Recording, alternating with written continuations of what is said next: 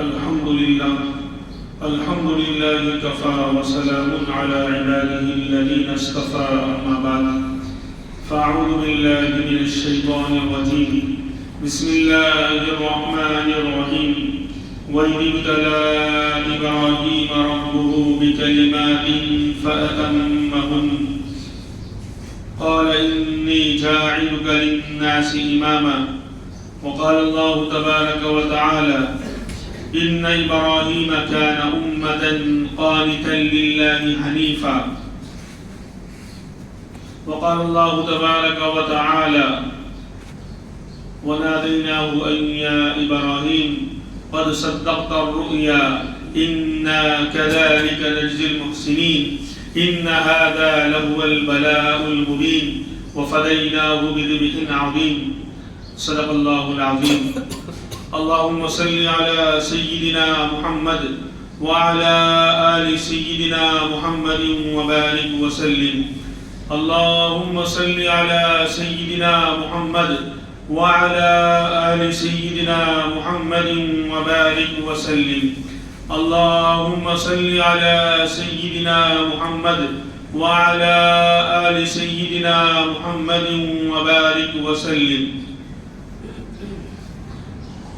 حج کے ایام اور حج کے مہینے چل رہے ہیں. شوال، ذوالقعدہ اور ذوالحجہ یہ تینوں حج کے مہینے کہلاتے ہیں.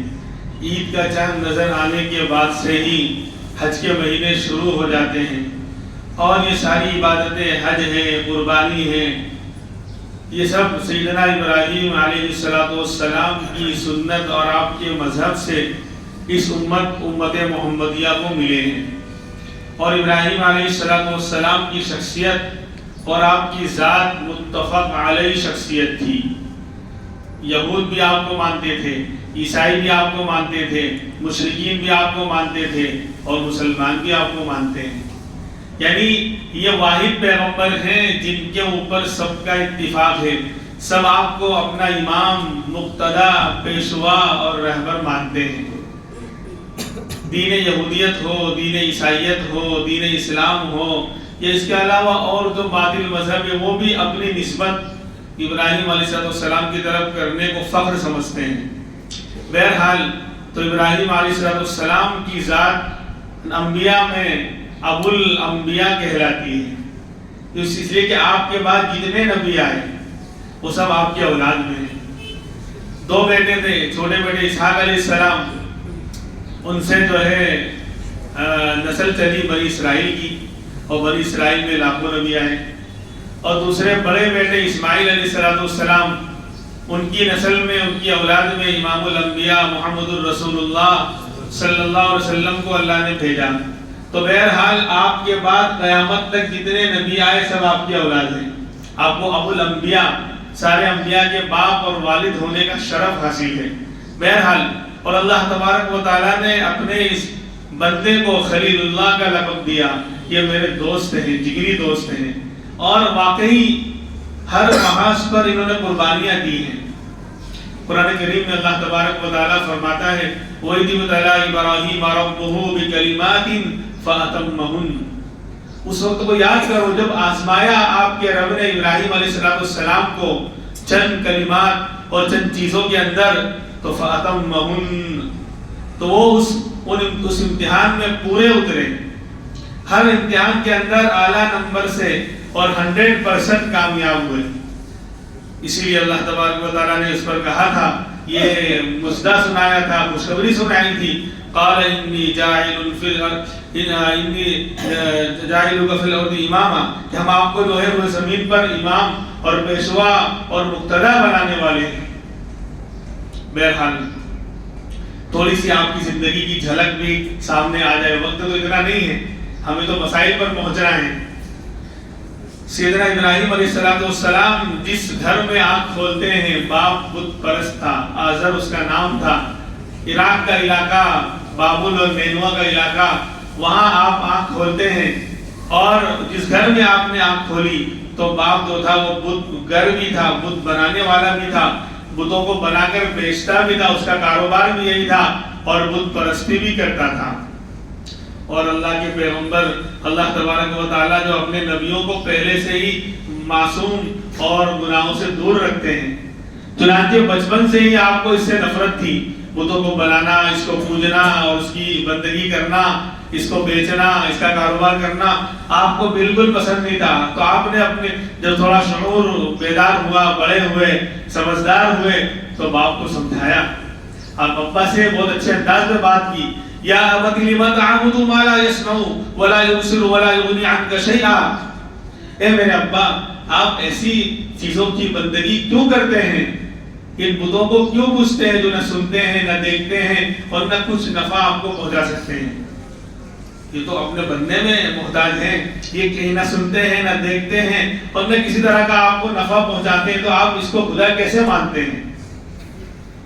لیکن چونکہ پوری قوم اور پورا شہر اور باپ سب جو ہے اسی میں ملوث تھے، تو اللہ جو عقل چھین لیتا ہے، جب پانی سر سے اونچا ہو جاتا ہے اللہ موقع دیتا ہے دنیا میں ہر ایک کو سنبھلنے کا، سدھرنے کا، لیکن جب پانی سر سے اونچا ہو گیا تو پھر اللہ نے چھین لی صلاحیت، بلکہ باپ دھمکی دینے لگا کہ لارجمنک وہجرنی ملیا، کہ ابراہیم بہت ہو گیا، زیادہ تقریر مت کرو ورنہ میں تم کو رجم کر دوں گا، مار مار کے گھر سے نکال دوں گا، وہجرنی ملیا، مجھے میرے حال پہ چھوڑ دو۔ چنانچہ پھر بھی پیغمبر نے کہا کہ نہیں، میں جو ہے ضرور اللہ سے دعا کروں گا اللہ کو ہدایت دے۔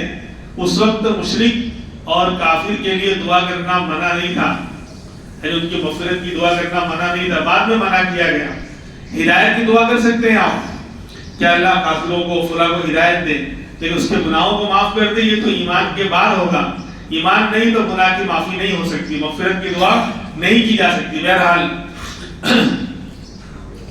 اب کیا ہوا، دیکھا کہ قوم جو ہے وہ ستاروں کو بھی پوجتی ہے، تو انہوں نے بہت اچھے انداز سے ستاروں کی برائی اور ان کا محتاج ہونا اور خدا نہ ہونا اچھے انداز میں ایک مکالمے اور گفتگو کے انداز میں سمجھایا۔ ابھی جوانی میں قدم رکھا ہے انہوں نے، قرآن کریم میں وہ منظر موجود ہے، فلما جن علیہ اللیل رأى کوكبا قال هذا ربی فلقال لا احب الآفلین، جب رات چھا گئی اندھیرا ہو گیا تو ستاروں کو دیکھا آسمان پر، قوم ستاروں کو پوجتی تھی، چاند کو پوجتی تھی اور سوریہ نمسکار کرتی تھی، تو جب رات کا اندھیرا ہوا دیکھا ستارہ نکلا ہوا ہے تو کہنے لگے ہذا ربی، میرا رب ہے۔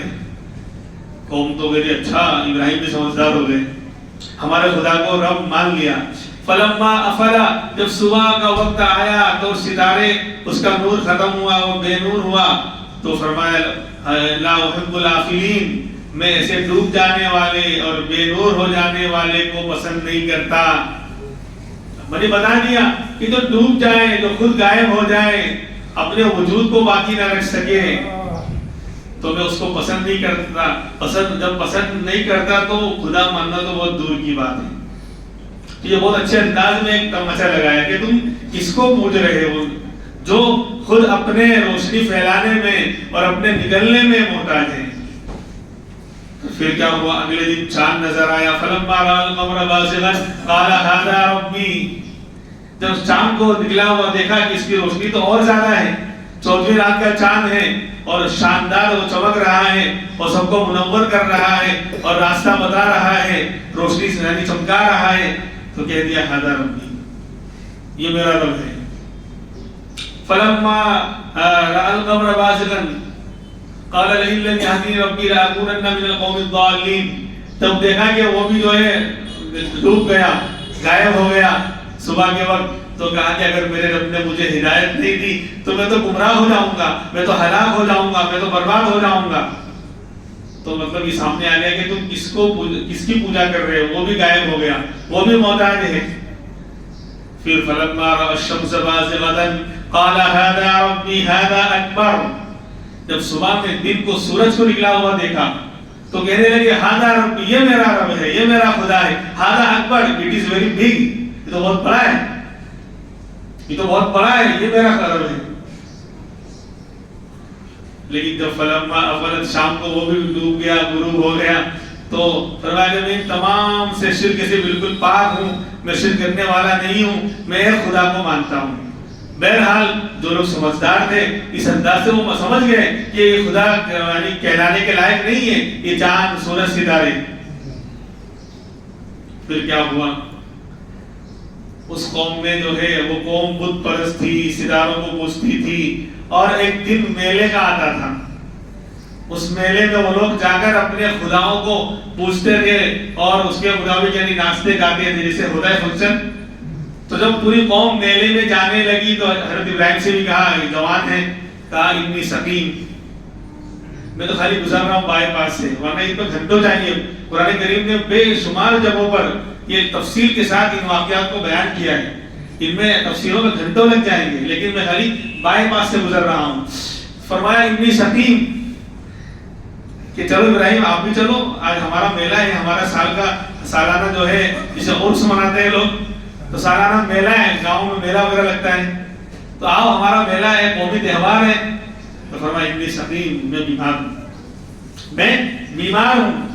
اب بیمار واقعی اس کے خلاف تو کہیں لکھا ہی نہیں ہے کہ آپ بیمار نہیں تھے، تو جب بیمار نہ ہونا ثابت نہیں ہے تو بیمار ہونا تو اس کا تو احتمال ہے کہ واقعی بیمار ہوں، جسمانی بیمار ہوں، سردی گرمی بخار وغیرہ کچھ بھی لگا ہو۔ اور دوسرا مطلب یہ بھی ہے کہ تم جن بتوں کو پوجتے ہو، تم جاؤ گے وہاں گڑبڑ کرو گے، انسان کام الٹے سیدھے کام کرو گے تو میرا دل دکھے گا، اور دل کا دکھنا تکلیف پہنچنا ہے بیماری، اس لیے میں بیمار ہوں، یعنی تمہاری ہر طرح کے شرک و کفر سے بیزار ہوں، مجھے میرا دل اس سے دکھ رہا ہے۔ قوم چلی گئی، اب ان کو موقع ہاتھ لگ گیا، جو بت خانہ تھا جہاں سارے بت رکھے ہوئے تھے، انہوں نے سب کا پوسٹ مارٹم کرنا شروع کر، مرے ہوئے تو پہلے ہی ہیں، پوسٹ مارٹم مروں کا ہوتا ہے نا، مردوں کا پوسٹ مارٹم ہوتا ہے، تو لے کر کلایا اور پاڑا اٹھایا اور دھڑا دھڑ توڑنا شروع کر دیا، اور جو بڑا گرو گھنٹال تھا اس کو باقی رکھا اور کلہاڑا اور پھاوڑا اسی کے گردن میں لٹکا دیا۔ شام کو جب قوم واپس آئی تو دیکھا یہ تو ہمارے بتوں کی یہ درگت اور یہ گت بنائی گئی، تو کہا کس نے کیا ہوگا؟ بولے وہ ابراہیم نے ہی کیا ہوگا، کیونکہ کوئی اور تھا ہی نہیں، پوری قوم تو چلی گئی تھی اور پہلے بھی اس طرح کی وہ کفر کے خلاف باتیں کرتے آئے ہیں، تو شک کا دائرہ اور شک کی سوئی ان کی طرف ہی گئی، تو اسی نے کیا ہوگا۔ سمینا فتن یذکر یقال له ابراہیم، ہم نے ایک نوجوان کو سنا ہے وہ ہمارے بتوں کا غلط تذکرہ کرتا ہے، اس کا نام ابراہیم ہے، اسی نے کیا ہوگا۔ پورا نقشہ قرآن میں آیتوں کو نہیں پڑھ رہا ہوں ورنہ ٹائم اسی میں ہو جائے گا۔ تو پھر بلایا گیا کہ بلاؤ ان کو، یہ آئے کہ بھائی تم نے کیا، یہ ہمارے بتوں کو سب توڑ ڈالا۔ قال فعلہ کبیرہم ھذا فاسألوہم ان کانوا ینطقون، کہ ان کے بڑے گرو گھنٹال نے کیا، ان کو پوچھ لو، اس کو پوچھ رہے کہ زندہ تو ہے ابھی، کیوں دیکھ رہا ہے پھاڑ کے، یہ بڑا گرو گھنٹال جو بدھ ہے بڑا والا، بل فعلہ کبیرہم، ان کے بڑے نے کیا ہے، اگر آپ کو شک ہے تو اس سے پوچھ لو، بتائے گا ابھی۔ اب ان کی بالکل یعنی کاٹو تو خون نہیں، یعنی ایسا جواب دیا یعنی تاکہ سمجھنا والا سمجھ جاوے کہ جو بول نہیں سکتا، جو بدلا نہیں سکتا، جو کسی کام آ نہیں سکتا، وہ خدا کیسے ہو سکتا ہے۔ اب ایک دم بالکل سب کے سرے میں جھک گئے، ثم نکسوا علی رؤوسہم، سر سب نے جھکا لیا اور سوچ رہے بات تو برابر کہہ رہا ہے، لیکن اب جو گرو گھنٹال تھے ان کے جو بڑے پجاری اور بڑے اس طرح کے نیتا لوگ تھے، انہوں نے پھر پٹی بڑھائی کہ اگر یہ لوگ بولتے تو ہم سے لوگ پوچھ لیتے۔ اب ابراہیم علیہ السلام کو اچھی طرح دعوت کا موقع ہاتھ آ گیا کہ ان لوگوں نے خود اقرار کر لیا کہ اگر یہ بولتے تو ہم ان سے ہی نہ پوچھ لیتے، یہ بولتے نہیں ہیں۔ تو فرمایا افتعبدون من دون اللہ ما لا ينفعكم ولا يضركم، تو تم ایسی چیز کی بندگی کر رہے ہو جو تم کو نہ نفع پہنچا سکتے ہیں نہ ضرر اور نقصان پہنچا سکتے ہیں۔ اف لکم ولما تعبدون من دون اللہ، ارے افسوس ہے تم پر اور تمہارے ان خداؤں پر، تم پر بھی افسوس اور تمہارے ان خداؤں پر بھی افسوس کہ ضعف الطالب والمطلوب، طالب بھی کمزور اور جس سے مانگا جا رہا ہے مطالبہ کیا جا رہا ہے مطلوب وہ خدا بھی کمزور، دونوں کمزور ہیں۔ افل لکم، افسوس اور اف ہے تم پر۔ اب ایک دم بالکل ظاہر سی بات ہے کہ حق کے مقابلے میں باطل آ ہی نہیں سکتا میرے بھائی، دلائل کی دنیا میں اور صحیح بات اور عقل کی بات کہنے کی دنیا میں حق کے سامنے باطل ٹھہر نہیں سکتا، وہ تو ٹھہرے گا اپنے یعنی کیا کہتے ہیں طاقت اور پاور کے بل بوتے پر، کرسی ہوگی، حکومت ہوگی اور ڈنڈا ہوگا اور مال ہوگا تو اس کو دھمکی دے گا، ڈرائے گا اور ڈرا کر تھوڑا جو اپنا لوہا منوائے گا، ورنہ باطل کے اندر یہ طاقت ہے ہی نہیں کہ وہ دلائل اور باتوں کی دنیا میں آ کر حق سے مقابلہ اور ٹکر لے سکے۔ اب کیا ہوا، جب یہ بات اتنا زیادہ ہوا کہ بتوں کو توڑ ڈالا ہے، تو یہ بات بادشاہ تک پہنچ گئی۔ نمرود خدائی کا دعویٰ کرتا تھا کہ میں خدا ہوں، یعنی جہاں اور لوگ بتوں کی پوجا کرتے تھے، یہ ان کو اپنی طرف بھی مائل کرتا تھا، یہ کہتا تھا میں تمہارا خدا ہوں، میری بندگی کرو۔ تو اب یہ چرچا ہوتے ہوتے بادشاہ تک پہنچ گیا کہ ایک نوجوان نے اس طریقے سے جو ہے خداؤں کی درگت بنائی، ان کو توڑ پھوڑ دیا ہے اور اس طرح حجت کی ہے اور بحث کی ہے اور قوم کو ناراض کیا ہے۔ لوگوں نے شکایتیں لگائی کہ یہ دہشت گرد ہے، یہ ٹیررسٹ ہے، یہ فلاں ہے، یہ فلاں ہے۔ یہ ہر زمانے میں ہوتا چلا آیا ہے۔ حق والوں کے ساتھ یہ الزام کوئی نئی چیز نہیں ہے کہ اس نے پوری قوم کو پریشان کر رکھا ہے اور ٹیررسٹ ہے، پوری قوم کو جو ہے فساد اور فتنہ مچا رکھا ہے اس نے۔ تو بادشاہ نے بلا لیا کہ بلاؤ، حضرت کو حاضر کیا گیا بادشاہ کے سامنے۔ اب نمرود جو ہے وہ اپنی طاقت اور حکومت اور خزانے اور ہر چیز کے نشے میں ہے، وہ خدائی کا دعویٰ کرتا تھا۔ اب جب سامنے پیش کیا گیا تو پوچھا کہ تم کیا کہتے ہو؟ تم بولا میرا خدا جو ہے وہ ایک ہے، میں اس کو مانتا ہوں۔ تو کہا تمہارے خدا کی کوئی طاقت بتاؤ، کوئی قدرت بتاؤ، کوئی پہچان علامت بتاؤ تو میں جانوں تمہارا خدا کون ہے۔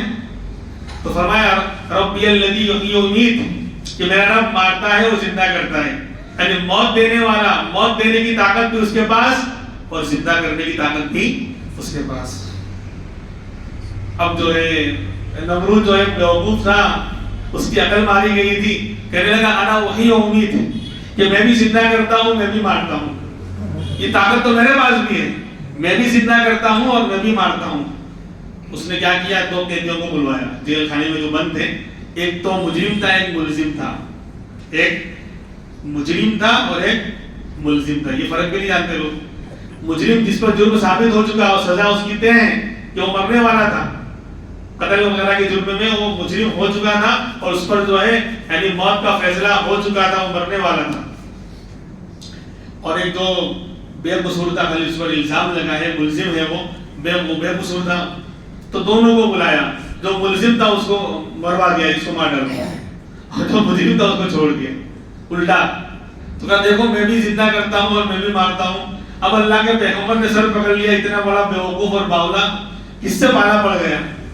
کیونکہ دلائل انبیاء ہوں، علماء ہوں، دلائل کی روشنی میں بات اس سے کی جائے گی جو سامنے ٹکر کا ہو، اس کے پاس علم ہو، ورنہ اسی لیے تو کہتے ہیں کہ جو بالکل علم نہیں رکھتے اور دین کے بارے میں بحث کر رہے ہیں، ان کے لیے اسی طرح کے لوگ برابر ہیں کہ وہ اگر مار بھی دیں گے، گالی گلوچ بھی کر لیں گے تو ان کے ساتھ خود معاف۔ لیکن اگر ایک عالم صاحب نے جا کر کہیں چائے کی دکان پر بحث بھی کر لی، سامنے والا گالی دے رہا ہے، الٹا سیدھا دین کے بارے میں بول رہا ہے، لیکن تھوڑا تیز آواز سے عالم نے بول دیا تو پبلک کہے گی مولانا کو وہاں نہیں جانا چاہیے تھا، وہاں نہیں بولنا چاہیے تھا۔ سامنے والے کے ساتھ خود معاف، اس نے گالی بھی دی، الٹا سیدھا بھی بولا، لیکن بولے مفتی صاحب کو ایسا وہاں نہیں جانا چاہیے تھا، ان کے مناسب نہیں ہے۔ تو پھر یہی کرنا پڑتا ہے کہ جیسے کو تیسا، عوام میں سے اگر کوئی ہے، میں جاہل کا لفظ استعمال نہیں کرتا، جاہل بولنا غلط ہے، یہ عالم کے مقابل میں جاہل ہوتا ہے، لیکن عوام جو عام مسلمان ہیں، اگر ان میں سے کوئی بحث کر رہا ہے دین کے خلاف تو عوام ہی کو بھیجنا چاہیے جو سلجھا ہوا ساتھی سمجھدار ہے، تاکہ جو چل رہا ہاتھا پائی میں ہو جائے، نوبت آجا رشید کے ہاتھا پائی شد تو سب جائز ہو جائے۔ خیر، تو اب یہاں پر یہ بیوقوف تھا، یعنی اس کو یہ نہیں معلوم کہ موت دینا کس کو بولتے ہیں اور زندہ کرنا کس کو بولتے ہیں۔ زندے کو چھوڑ دیا گیا، میں نے زندہ کر دیا، زندے کو چھوڑ دیا تو کہتا ہے میں دیکھو میں بھی زندہ کرتا ہوں۔ تو نے زندہ کہا کیا؟ وہ تو زندہ تھا، زندے کو تو نے چھوڑ دیا اور اس کو مار دیا، تو کہا کہ دیکھو میں موت پر قادر ہوں۔ تو کہا کہ یہ تو یعنی بیوقوف آدمی ہے، اس کو الگ انداز سے جواب دینا چاہیے۔ تو کہا ربنا یاتی بالشمس من المشرق فاتی بها من المغرب، اچھا چل بتا، میرا رب تو ایسا زبردست طاقت والا ہے کہ وہ سورج کو مشرق سے نکالتا ہے، تو اگر خدائی کا دعویٰ کرتا ہے اور تو اگر خدا ہے تو سورج کو مغرب سے نکال کے دکھا۔ میرا رب تو اس کو مشرق سے نکالتا ہے اور میرا رب اتنی طاقت کا مالک ہے، تو اگر خدا ہے تو اس کو مغرب سے نکال کے دکھا، پچھم سے۔ فَبُهِتَ الَّذِي كَفَرَ، اب اپنا سر منہ لے کے رہ گئے، اب بالکل خاموش ہو گیا، سائلنٹ موڈ میں چلا گیا، اب کوئی جواب بن نہیں پڑا. بہرحال اب تل ملا گیا. باطل جب اس کو جواب نہیں بن پڑتا تو پھر وہ تل ملاتا ہے اور پھر غلط یعنی حرکت پر آتا ہے, الٹا سیدھا بولنے لگتا ہے, الٹی سیدھی حرکتیں کرتا ہے. اور کوئی بہت بول رہا ہے, اس کا معاملہ بہت بڑھ گیا ہے, اس کو ہم جلا دیں گے. چنانچہ اس نے آرڈر دیا کہ آگ جلائی جائے. کئی دنوں تک آگ کو جو ہے بہت دور تک جو لکڑیاں جمع کر کے بہت خطرناک آگ جلائی گئی. اس کی تفصیلات میں جانا نہیں چاہتا, بس اتنا لکھا ہے لکھنے والوں نے کہ اگر اس آگ کے اوپر آسمان میں پرندہ اڑتا ہوتا تھا تو وہ بھی جل کے نیچے گر جاتا. لیکن اس کی لپٹیں اتنی خطرناک تھی اور بہت دور تک لمبی آگ جلائی گئی کہ اس میں ڈالا جائے گا, اس کو اس کے لائق ہے, ہم سے ٹکر لیتا ہے. چنانچہ اللہ کے نبی کو اٹھا کر اس آگ میں ڈالا گیا. لیکن اللہ دیکھ رہے تھے اور اللہ کی قدرت دیکھی. میرا اللہ چیزوں کا محتاج نہیں ہے. ہم اب اگر کسی کو آگ میں ڈالا جا رہا ہو تو ہمارے ذہنوں میں جتنے بھی نقشے آ سکتے ہیں بچانے کے, کیا یہ بولے بھائی فائر بریگیڈ کو بلایا جائے گا اور پانی ڈال کے جلدی سے ختم کر دیں گے, بجھا دیں گے آگ کو, یا اللہ کے پیغمبر کو جو ہے وہ گرنے ہی نہیں دیں گے, ہیلی کاپٹر لے کر آئیں گے, جلدی سے جو ہے گرنے سے پہلے اٹھا کے لے کے بھاگ جائیں گے. یعنی آپ سوچو جتنے بھی بچانے کے نقشے ہیں کہ اوپر سے بارش ہو جائے گی یا کچھ ہو جائے گا اور آگ بجھ جائے گی, یا اور کوئی طریقہ کہ آگ میں جانے نہیں دیا جائے گا, پہلے ہی روک لیں گے. یہ سب نقشے ہمارے ذہن میں آ سکتے ہیں. لیکن میرا اللہ ہر چیز کا مالک اور ہر چیز پر قادر قدرت والا ہے. اس کے وہ نہ کسی کو مارنے میں چیزوں کے نقشوں کا محتاج ہے اور نہ بچانے میں چیزوں اور نقشوں اور انسانوں کا محتاج ہے. نہ جبریل کو حکم دیا, نہ اسرافیل کو, نہ میکائیل کو, نہ کسی فرشتے کو, نہ کسی جنات کو, نہ کسی مخلوق کو, نہ انسان کو, کسی کو حکم نہیں دیا. اور اپنی قدرت بتلائی, اپنی قدرت بتلائی کہ اللہ کے پیغمبر کو آگ میں جانے دیا کہ دیکھیں, تاکہ یہ بھی معلوم پڑے کہ عشق و محبت کے انداز نرالے ہوتے ہیں, اور جو جس سے محبت کرتا ہے اس کی اداؤں پر فدا ہوتا ہے. دیکھو میرا خلیل, دیکھو میرا ابراہیم. آج فرشتے آ گئے تھے, پانی کا فرشتہ بھی آیا تھا اور دوسرے فرشتے بھی آئے تھے, کیا آپ کہو تو ہم پانی سے آگ کو بجھا دیں؟ کہا نہیں نہیں نہیں نہیں, وہ دیکھ رہا ہے نا, میرا اللہ دیکھ رہا ہے نا. اگر اسے بچانا ہوگا تو بچائے گا, اگر اسے بچانا نہیں ہے تو مجھے تمہاری کوئی ضرورت نہیں ہے, اور اگر اسے بچانا ہے تو بھی تمہاری کوئی ضرورت نہیں ہے. وہ بچانے کا راستہ جانتا ہے, وہ مجھے بچا لے گا. یہ محبت تھی. تو کہا جب ادھر سے بھی عشق کامل مکمل عشق اور محبت کا جذبہ پایا جا رہا ہے تو اللہ نے بھی کہا کہ میں بھی بچانے کا ایک عجیب و غریب راستہ دکھاؤں گا, آج میری قدرت بتلاؤں گا. اور کیا ہوا, نہ فرشتے کو حکم دیا, نہ پانی کو, نہ کسی کو, ڈائریکٹ آگ کو حکم دے دیا, جس کے اندر سننے کی ہم طاقت نہیں مانتے. ارے کسی کے ذہن میں آ سکتا ہے کہ آگ سے بھی کوئی بات کرے گا اور آپ کو آپ آرڈر دیں گے تو آپ کی بات مانے گی. وہ قلنا یا نار کونی بردا وسلاما علی ابراہیم, ہم نے آرڈر دیا ہے آگ, ڈائریکٹ آگ کو حکم دیا کہ آج ہم بتانا چاہتے ہیں کہ جس کو تم بے جان سمجھتے ہو اس کے اندر بھی جان ہے, اس کے اندر بھی احساس ہے, حس ہے, شعور ہے, وہ بھی ہماری بات کو سنے گی. اور سنے گی صرف نہیں بلکہ شاندار طریقے سے عمل کر کے دکھلائے گی. اللہ نے آرڈر دیا اے آگ تو سلامتی کے ساتھ ٹھنڈی ہو جا میرے خلیل ابراہیم علیہ السلام پر. صرف ٹھنڈی ہونے کو نہیں کہا, ورنہ وہ بھی معاملہ گڑبڑ ہو جائے کہ فریزر میں -20 میں ڈال دیا, پورا فریج بن گیا. تو کہا کہ سلامتی کے ساتھ ٹھنڈی ہو جا, یعنی ایسی ٹھنڈی ہو جا کہ تکلیف بھی نہ ہو, سلامتی کے ساتھ, سکون کے ساتھ. ان کو جیسے آپ ماشاءاللہ اسی میں ہم بیٹھے ہیں, سکون کے ساتھ اس طرح ٹھنڈی ہو جا.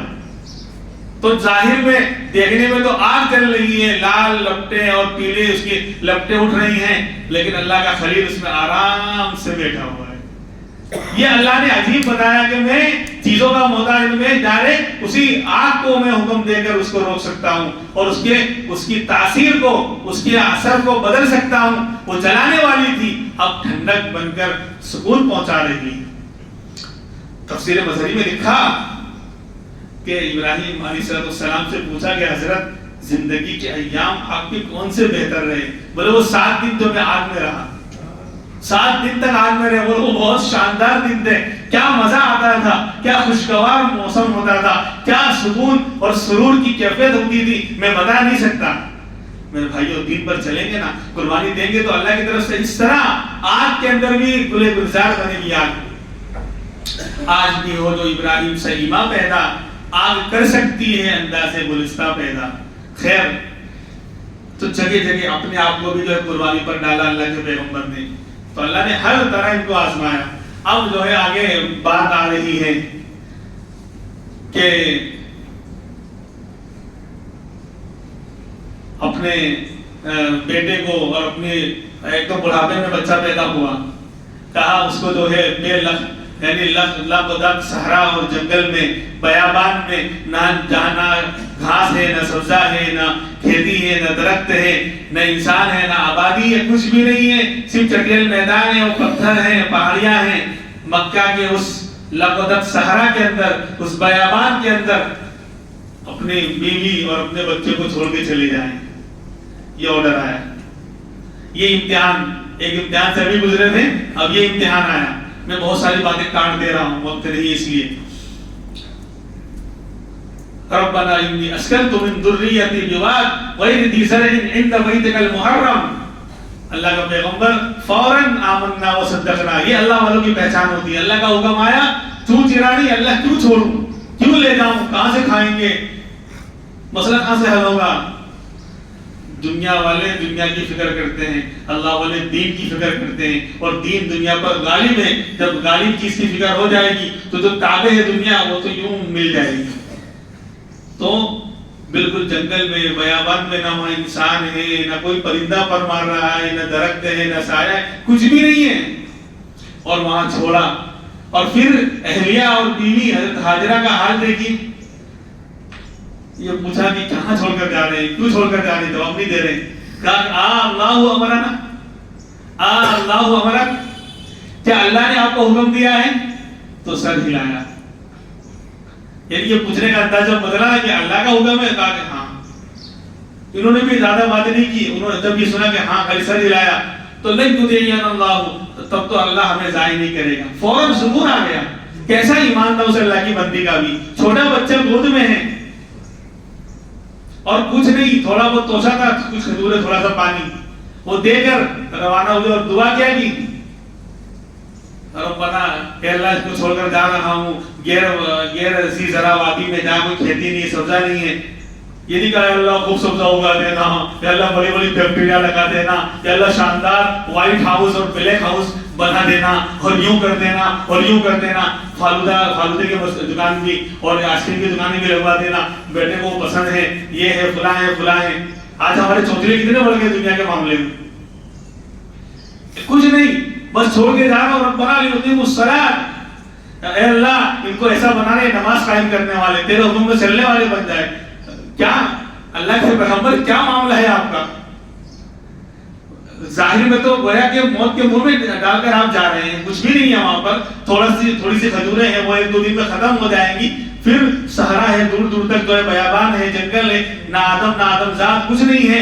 گویا کہ ایک طرح سے موت کے منہ میں ڈھکیل کے جا رہے ہیں، اور دعا بھی نہیں کر رہے ہیں کہ ارے اللہ ان کو نماز قائم کرنے والا اور دین پہ چلنے والا بنا دینا، اور لوگوں کے دلوں کو اس شہر کی طرف مائل کر دینا۔ ارے شہر کہاں ہے ابھی؟ یہ ہے اللہ والوں کا حال، یہ ہوتا ہے۔ میں نے بتا دیا کہ دنیا، دین آ گیا میرے بھائی، تو دنیا تو اللہ کو ضمناً دے دیں گے، وہ تو مقدر کی چیز ہے، وہ تو مل کر رہے گی۔ بہرحال بچہ ایڑیاں رگڑتا رہا، پریشان ہوئی والدہ، 1-2 دن میں توشا ختم ہو گیا، اب پیاس سے بلبلا رہا ہے۔ اب جو ہے 2 پہاڑیاں تھیں، پہلے اس طرف گئی صفا کی طرف کہ کچھ نظر آ جائے، پہاڑی پر چڑھی، کچھ نظر نہیں آیا، پھر بھاگ کر آئی بچے کی طرف کہ بچہ پھر کیا حال ہے اس کا، پھر وہ تڑپ رہا ہے، پھر گئی آگے ادھر دوسری پہاڑی کی طرف، مروہ پر چڑھی کہ کچھ نظر آ جائے۔ اس طرح 7 چکر لگائے، 7 اللہ کی اس بندی نے 7 چکر لگائے، 7 چکر لگائے۔ کیا ادا رہی ہوگی، کیا اخلاص رہا ہوگا، کیا دل سے اللہ پر قربان ہونے کا جذبہ رہا ہوگا۔ اللہ نے کہا واہ واہ میری بندی، واہ، قیامت تک حاجی حج کرنے جائے گا، اس ادا کو اپنائے بغیر اس کا عمرہ قبول نہیں ہو سکتا، اس کا حج قبول نہیں ہو سکتا۔ کیا اخلاص تھا اس بندی میں، سوچی ذرا، یعنی کوئی عمرہ کرے گا یا حج کرے گا، اگر صفا مروہ کے درمیان سعی نہیں کرے گا، اس کا عمرہ ناقص، اس کا حج قبول نہیں. اس کو واجب کر دیا قیامت تک کے لیے. پھر وہ بچہ ہیلیا رگڑ رہا تھا، وہیں سے اللہ نے چشمہ جاری کیا زمزم کا، لاکھوں کروڑوں انسان روزانہ پی رہے ہیں. اور ابھی تو دیکھا ہم نے جو نئی بلڈنگ بنائی ہے بہت شاندار بنائی ہے، اور وہاں تو ہر گالے کے بعد ہر جو ایک گالا بنا اس کے بعد پانی کا انتظام، پھر ایک گالا بنا، یعنی اتنا زیادہ پانی کا نظام ہے سمجھ میں نہیں آتا. لاکھوں نل لگے ہوئے ہیں حرم شریف کے اندر، اور پوری دنیا سے لوگ بھر کے جا رہے ہیں. مدینہ منورہ بھی، مسجد نبوی کے اندر بھی اس کے جو ہے کیا کہتے ہیں کولر بڑے بڑے رکھے ہوئے ہیں. یعنی وہ ختم ہی نہیں ہو رہا. کیا اخلاص تھا اس پیغمبر کی ایڑیوں کے اندر، کیا اخلاص تھا. کس طرح اس نے وہ معصوم بچے نے کس طرح ایڑیاں رگڑی ہوں گی کہ آج قیامت تک وہ پانی جو ہے ختم نہیں ہوگا. پوری دنیا سیراب ہو رہی ہے، وہ سب سے بہتر پانی ہے. اور یہ بھی کہا کہ اگر پانی دوسرا ہو اور اس میں تھوڑا سا زمزم آپ ڈال دیں گے، اس کی تاثیر بھی زمزم کی ہو جاتی ہے. 2-4 قطرے اگر دوسرے پانی میں آپ ڈال دیں گے تو بھی وہ زمزم کی طرح ہو جاتا ہے. 10 سال 100 سال کے بعد بھی نکالیں گے بدبو نہیں آئے گی. اور اس کے اندر میں میڈیکل کی طرف نہیں جانا چاہتا. خیر اصل مقصد تک کبھی ہم پہنچے ہی نہیں ہیں. اب کیا ہوا، اللہ نے یہ امتحان بھی پورا کروا دیا. اب اللہ کے پیغمبر جو ہیں قوم سے بھی پریشان، دعوت بھی مانی نہیں قوم. اولاد ہوئی، اور اولاد بھی کیسے ہوئی، ملک شام جاتے وقت دعا مانگی تھی، قال انی ذاہب الی ربی سیہدین. اب میں جا رہا ہوں اپنا وطن چھوڑ کر، کہاں میرا رب میری رہنمائی کرے گا، کہاں اللہ کے لیے اور دین کے لیے وطن چھوڑا ہے، اب کہاں جانا ہے، اللہ ہی رہنمائی کرے گا. اللہ نے ملک شام وغیرہ کی طرف آپ کو جو ہے روانہ کیا. بھتیجے لوط علیہ السلام وہ بھی ہیں، یہ بھتیجے ہوتے ہیں حضرت لوط علیہ السلام اور آپ کی اہلیہ اور جو ہے حضرت ابراہیم علیہ السلام سب ساتھ میں ہیں. پھر دعا مانگی، رب هب لی من الصالحین، اے اللہ مجھے ایک صالح اور نیک لڑکا عطا فرما دے. بڑھاپی کی عمر ہے، 80 کے اوپر عمر، 90 سال کی عمر ہو رہی ہے، اور دنیا کے اعتبار سے ناممکن کے درجے میں ہے اولاد کا ہونا ایسی کنڈیشن میں. لیکن مانگ رہا ہے اللہ کا پیغمبر، اور یہ پیغام دے رہا ہے کہ اللہ کے یہاں کوئی چیز ناممکن نہیں ہے. فبشرناہ بغلام حلیم، اللہ نے دعا قبول کی، اور ایک حلیم علم والے اور تحمل مزاج بچے کی ہم نے بشارت دی. ایک حلیم بچہ آپ کو دیں گے جو ہر مصیبتوں پر صبر کرنے والا ہوگا. سیدنا اسماعیل السلام پیدا ہوئے. فلما بلغ معه السعی، جب وہ ابا کے ساتھ کام کاج اور دوڑنے اور بھاگنے کی عمر کو پہنچ گئے، 12-13 سال کے ہو گئے. اب تک تو کمزور تھے، باپ کا محتاج ہوتا ہے بچہ بچپن میں، لیکن جب 12-13 سال کا دوڑنے لگا اور بھاگنے لگا، اب باپ کا سہارا بننے کے لائق ہوتا ہے. تو جب باپ کے ساتھ کام کاج کے لائق ہو گئے اور جوان ہونے لگے، فلما بلغ معه السعی قال یا بنی انی اراک فی المنام انی اذبحک فانظر ماذا تری. تو خواب آیا، اللہ نے خواب دکھلایا. ڈائریکٹ آرڈر بھی نہیں دیا، اس میں بھی امتحان. ڈائریکٹ یہ نہیں کہا کہ بیٹے کو ذبح کرو، آرڈر نہیں، خواب دکھانا. خواب میں دیکھ رہے ہیں کہ میں اپنے معصوم بچے اسماعیل علیہ السلام کو ذبح کر رہا ہوں. 1 دن 2 دن 3 دن یہ بار بار خواب آ رہا ہے. تو ابا سمجھ گئے یہ اللہ کی طرف سے ہے، یہ اللہ کی طرف سے ہے. تو بیٹے سے مشورہ کیا، بیٹے کے سامنے بات رکھی. قال یا بنی، اے میرے پیارے بیٹے، انی اذبحک فانظر ماذا تری، میں نے خواب میں دیکھا ہے کہ میں تجھے ذبح کر رہا ہوں، تو بتا تیری کیا رائے ہے. فانظر ماذا تری، تیری کیا رائے ہے بتا. قربان چاہیے باپ سے آگے تھا بیٹا اس معاملے میں. قال یا ابت افعل ما تؤمر، کہنے لگے ہیں میرے ابا آپ کو جس بات کا حکم دیا جا رہا ہے آپ وہ کر گزریے. کہاں حکم دیا بھائی، حکم کہاں دیا ابھی، خالی خواب میں دکھایا جا رہا تھا. لیکن بیٹے کو اللہ نے اس 12-13 سال کی عمر میں یہ سمجھ دی تھی کہ ابا نبی ہیں، اور نبی کو جو خواب آتا ہے اللہ کی طرف سے آتا ہے اور بار بار آ رہا ہے، تو گویا اللہ آرڈر دے رہے ہیں، حکم دے رہے ہیں، اللہ کا حکم ہے. یہ بیٹا سمجھ رہا ہے کہ خالی خواب نہیں ہے بلکہ اللہ کا حکم ہے. اللہ چاہتے ہیں کہ مجھے قربان کیا جائے، اپنی جان کے بارے میں مسئلہ ہے. تو کہہ رہے یا ابت افعل ما تؤمر، اے میرے ابا جس بات کا آپ کو خواب میں حکم دیا جا رہا ہے افعل، آپ کو کر گزریے. اور ستجدنی انشاءاللہ من الصابرین، اور ان قریب اللہ نے انشاءاللہ اگر اللہ نے چاہا تو آپ مجھے صبر کرنے والوں میں سے پائیں گے. میں صبر کروں گا انشاءاللہ. یہ نہیں کہا کہ میں اکیلا صبر کرنے والا ہوں، یعنی اور بھی اللہ کے بندے ہیں تواضع کہ میں بھی ان میں سے ایک صبر کرنے والا بندہ ہوں. حالانکہ ایسی قربانی کسی نے نہیں دی ہوگی کہ خود کو ذبح ہونا ہے، خود کو قربان ہونا ہے اور خود کہہ رہا ہے کہ آپ کو جو کہا جا رہا ہے آپ کر گزریے، میں صبر کروں گا.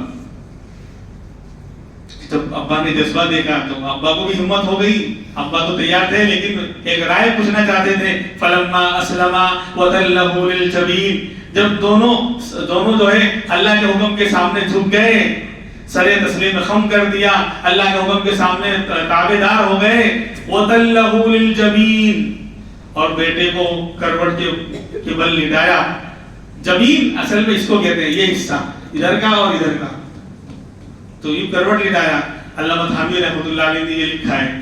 اور بعض لوگ کہتے ہیں جبین جو ہے جب حدود پیشانی کے بل یوں الٹا لٹایا تو پہلے سیدھا، دونوں باتیں صحیح ہو سکتی ہیں، پہلے سیدھا لٹایا تھا لیکن کہا کہ ابا کہیں آپ کی نگاہ میرے چہرے پہ پڑ جاوے اور آپ کو اللہ کے حکم کو پورا کرنے میں کہیں ڈگمگاہٹ نہ ہو جائے، ہچکچاہٹ نہ ہو جائے، آپ گھبرا نہ جائیں، اس لیے ایک تو آپ پٹی باندھ لیجئے اور مجھے الٹا کر دیجئے، مجھے الٹا کر دیجئے پیشانی کے ذریعے الٹا کر، تاکہ نہ میں آپ کے چہرے کو دیکھوں نہ آپ میرا چہرہ دیکھیں، کہیں محبت جاگ نہ جائے اور اللہ کے حکم کو پورا کرنے میں دیر نہ ہو جائے. لیکن وہاں فیصلہ کچھ اور تھا. ذبح کرانا مقصود نہیں تھا، امتحان مقصود تھا، امتحان مقصود تھا. تو وَنَادَيْنَاهُ وَإِنَّا إِبْرَاهِيمَ، چھری چلا رہے ہیں، چھری چل نہیں رہی ہے، بلکہ بعض روایتوں میں ہے کہ اللہ نے جو ہے گلے میں ایک جو پیتل کا اور لوہے کا ہلکا ڈال دیا، اسی پہ چھری پھر رہی ہے، تو کٹ ہی نہیں رہے. یہ چھری کو کیا ہوا، چل کیوں نہیں ہے؟ لیکن اللہ جو ہے دیکھ رہے تھے کہ صرف امتحان لینا مقصود تھا.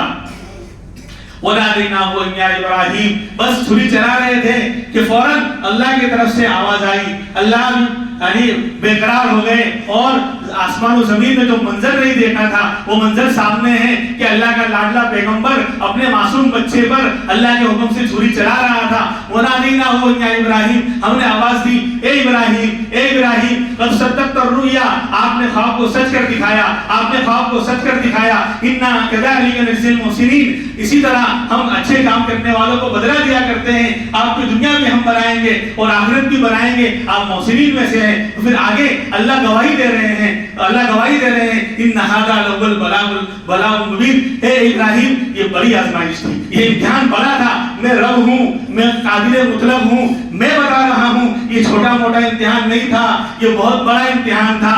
لیکن آپ امتحان میں کامیاب ہوئے اور وہ فدیناہ بذبح عظیم، اور اس بچے کے بدلے میں اللہ نے ایک ذبیحہ، ایک میڈھا، ایک جانور، جنت سے بڑا جانور بھیج دیا اور اس کی جگہ پر قربان ہوا. تو اب جو قربانی ہوتی ہے گویا وہ اصل میں اولاد کی قربانی تھی، اس کے بدلے میں اللہ نے جنت سے جو ہے میڈھا بھیجا ہے. تو گویا جانور نہیں ذبح کر رہے ہیں بلکہ اپنے لختی جگہ کو ذبح کر رہے ہیں. تو اللہ خود گواہی دے رہا ہے کہ یہ بڑی عظیم قربانی تھی، یہ معمولی امتحان نہیں تھا. اور پھر فرمایا سلام علی ابراہیم، سلام علی ابراہیم، تم پر سلامتی ہو، تمہارا رب تمہیں سیلیبریٹ کرتا ہے، سلام کرتا ہے اور سلامتی بھیجتا ہے کہ تم پر سلام ہو. واہ کیا شاندار تم نے قربانی کا اور اطاعت شعاری کا نمونہ پیش کیا ہے کہ آسمان بھی حیران تھا، زمین بھی حیران تھی. آسمان و زمین نے یہ منظر نہیں دیکھا جو آج تم نے کر دکھایا.